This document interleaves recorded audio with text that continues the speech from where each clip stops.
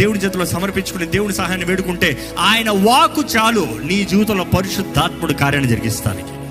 ఆయన వాక్కు రిలీజ్ అయిందనుకో నీ జీవితంలో కార్యము జరుగుతుందండి.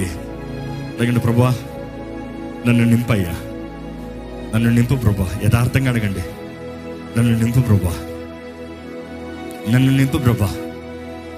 నా జీవితంలో కావాల్సిన తృప్తి దయచేయి. వస్తువులు కాదయ్యా నన్ను తృప్తిపరిచేది, నీ సన్నిధి, నీ తోడు. నువ్వు నా తోడు ఉన్నావనే ధైర్యము, నువ్వు నాతో ఉన్నావనే నిశ్చయత. వస్తువులు కాలం తగినట్టుగా మారిపోతాయండి, పాడైపోతాయండి. నువ్వు ఇల్లు కట్టుకున్నావేమో, ఇల్లు సంపాదించుకున్నావేమో, కొంతకాలం తర్వాత పోయిందే, దాని వాల్యూ అయిపోయింది. నువ్వు ఏది సాధించినా కూడా కొంతకాలం తర్వాత పోయింది.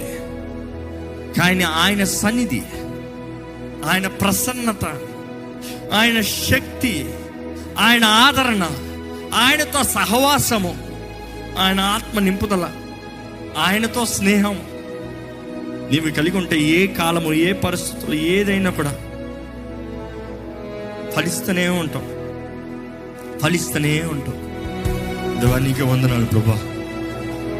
ఈరోజు నువ్వు మాతో మాట్లాడిన విధానం బట్టి వందనాలు. మమ్మల్ని ఇంతవరకు నడిపించిన దేవుడు అంతవరకు నీవే నడిపిస్తావు ప్రభువా.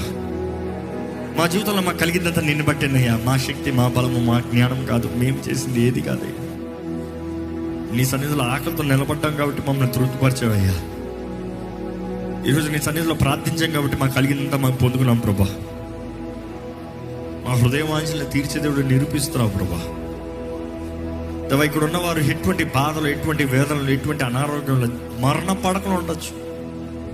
కానీ నీ సన్నిధిలో తగ్గించుకుని ప్రార్థన చేస్తే దైవజనుడు ఏలియా ఎలాగైతే నీ సన్నిధిలో తన శక్తి మీద ఆధారపడలేదు, నీ సన్నిధిలో తను తగ్గించుకుని ఎలాగైతే ప్రార్థన చేసినప్పుడు నువ్వు జవాబు ఇచ్చావు. నీ బిడ్డల జీవితంలో వివాహ విషయంలో పోరాటాలు అవ్వచ్చు, ఇంకా అయిపోయింది వివాహం అనే పరిస్థితులు ఉండొచ్చు, ఉద్యోగం విషయంలో ఉండొచ్చు, వ్యాపారం విషయంలో ఉండొచ్చు, చదువుల విషయంలో ఉండొచ్చు, ఎట్టి పరిస్థితులు ఉండొచ్చు, ఇంకా అయిపోయిందనే పరిస్థితులు. నీ బిడ్డలు ఏ విషయంలో అయితే వేదనతో, దుఃఖంతో ప్రభువా కరుణించవా అని నీ వైపు చూస్తున్నారు, ఇప్పుడే నీ కార్యము వారి జీవితంలో జరుగునుగాక. విశ్వాసంతో ప్రకటిస్తున్నాం ప్రభువా. నమ్మితే నమ్మువానికి సమస్తము సాధ్యమన్నావు. నమ్మిన ప్రతి ఒక్కరి జీవితంలో నీ కార్యము జరిగించమని వేడుకుంటాం. ఏదేమైనా నీకు స్తుతులు ప్రభువా.